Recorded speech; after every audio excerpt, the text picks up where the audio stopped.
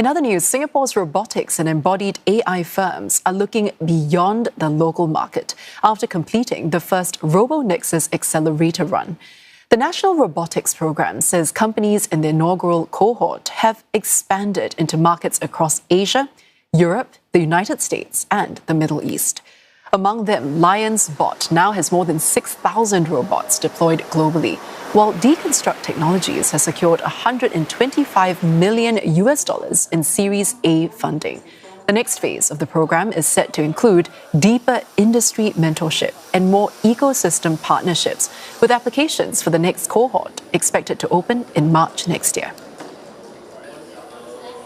And to share what this means for Singapore's deep tech scene, we have with us Tung Meng Fai, who is Executive Director of the National Robotics Programme, and Dylan Ng, who is CEO and co-founder of LionsBot. Welcome both to the show. Now, Meng Fai, let's start with you. First of all, what does embodied AI actually entail? And how has AI changed the game for robotics? Well, embodied AI is like giving AI a body or giving a robot a brain. It allows a robot to be able to perceive, to reason, and to act in more unpredictable and unstructured environments. Now, take, for example, in an airport, right? In an airport, for us, it's quite easy to move around, but for a robot, it's actually a nightmare, right? There are passengers moving around, there's luggage trolleys. It's very difficult for a robot to navigate. But with embodied AI, it makes the robot more adaptable and able to actually navigate this sort of very unstructured environments. Well, but we have millions of dollars in funding and also overseas expansions. Now, from NRP's perspective, how significant are our local firms' achievements for Singapore's ambition to be a global player in both robotics and AI? Well, these achievements show three things. One, even though Singapore is a little red dot, we can punch above our weight on the global stage. Now, second, it shows that Singapore is not just a user of advanced technologies. We can develop, commercialize, and export world-class robotic solutions. And third, what makes us most excited is that Singapore-developed innovations are making a global impact around the world. So these are very, very good achievements, and we are very proud of our companies. And speaking of those achievements, Dylan, let's go over to you. Your company has expanded into more than 40 countries today. What has been the key to getting these overseas markets to trust a Singapore-made robotics product? When we first started, we were surprised that so many companies heard about Singapore, so many countries, and they were very embracing of us. So we feel that every product that we make has to be a high quality product, a reliable product, things that they have come to associate with Singapore. Furthermore, having being certified to the latest standards are also very important in this expansion overseas for the Singapore-made robots.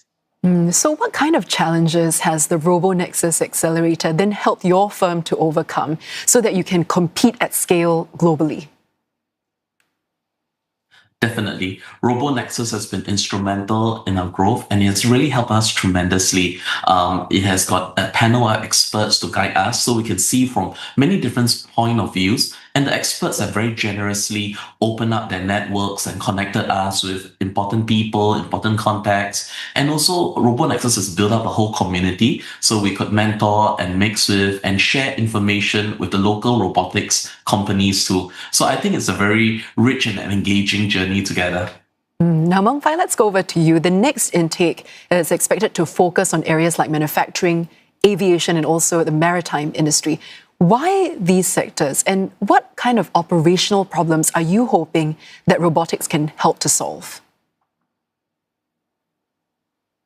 Well, we are focusing on these sectors because they are strategically important to Singapore. And these are the sectors that face growing operational challenges that robotics and embodied AI can help to address. Now, by the year 2030, 1 in 4 of our population will be above the age of 65. These sectors are experiencing manpower constraints and increasing demand, creating opportunities for robots to augment workers in physically demanding, repetitive, and potentially hazardous environments. At the same time, these environments are becoming more complex and dynamic, requiring the need next generation of robots to operate beyond fixed, highly structured settings and adapt to real-world conditions. Now, Dylan, from LionsBot's experience, what must Singapore get right in order to position ourselves as like a global robotics hub? And also, what role do you see your company playing then to help us get there? Yes, I think it's very important for Singapore to embrace talent internationally, to welcome the really good talent that we need so that we can train up the local force also. On top of that, Singapore, for us, we also should always develop the learner's mindset, the student mindset, and keep learning, keep improving, because the technology is improving so fast. Beyond that, we see how LionsBot could help is actually as a mentor to the younger robotics companies, to share with them the journey we've gone so far and how not to repeat the same mistakes that we have done.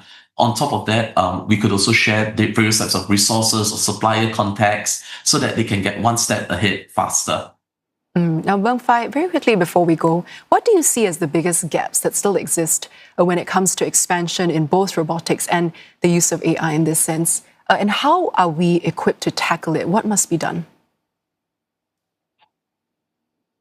Right.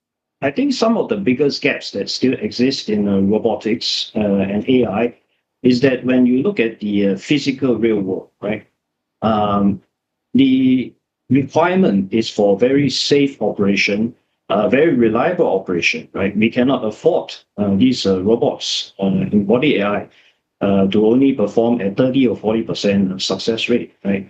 So there's still, I think, gaps in terms of the technology that we need to further mature and improve, right? At the same time, I think there's also a need to help increase the pool of talent that's knowledgeable and able to use, develop, and also deploy these robotic technologies. Meng Fai, Dylan, thank you so much for your insights. That was Tong Meng Fai, who is Executive Director of the National Robotics Programme, and Dylan Ng, CEO and co-founder of LionsBot.